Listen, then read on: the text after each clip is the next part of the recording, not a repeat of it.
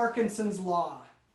And this is actually a guy named Parkinson. It's something Parkinson, I can't remember. But what he realized was that work expands to fill the time allotted for it. It's the same thing as like, I read it the other day, the contents of my purse expand to fill the space inside of it. So however big my purse is, like Sarah's like, I get it. Tyson's like, I don't get it. No, it's like if you have a wallet, if it has like, if you have a bag, whatever it is, but work expands to fill the time allotted for it. So remember we talked about Pareto's law, which is the 80-20 principle. Parkinson's law is the very same thing. So it's fascinating because what you have is this, you have this, so this is time and this is effort. And it goes like this. If you have unlimited time, then you'll just put in very little effort until it's done. If you force a limitation on your time, then what will happen is you will invest high effort, but you will get it done in a tiny amount of time.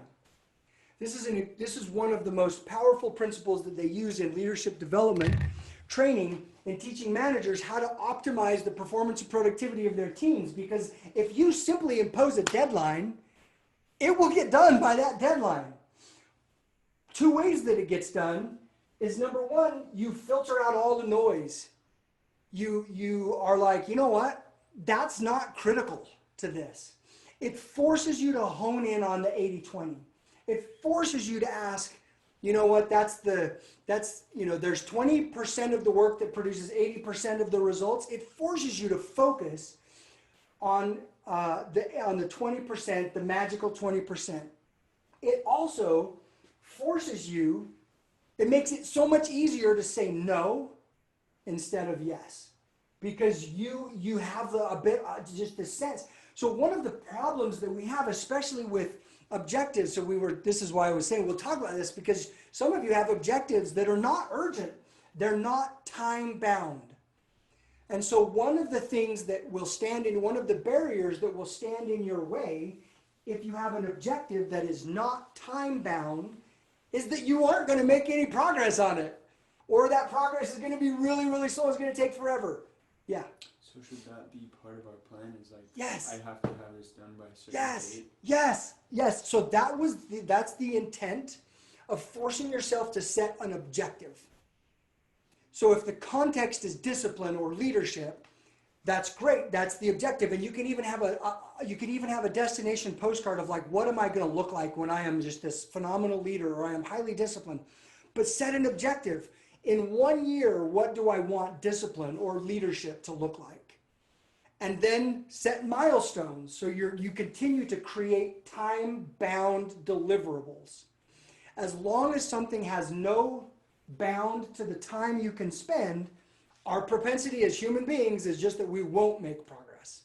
Like work will expand to fill the time allotted for it. If I have a whole afternoon to clean the yard, it's going to take me most of the afternoon to clean it. But if it's like, holy cow, my family is coming over in an hour, guess what I'm going to do in an hour? Like, I'm going to find a way to clean the yard in an hour. This happens. It happens all over our lives. Sarah's like, I've seen this, yeah. So this is a powerful law. And by the way, as you go, I don't know if you noticed this, but I've posted 4 principles in the principle knowledge base.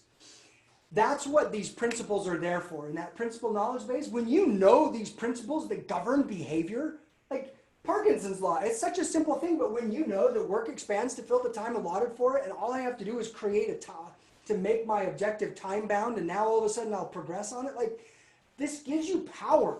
When you understand the principles that govern life, you have power to act in life instead of just being acted upon.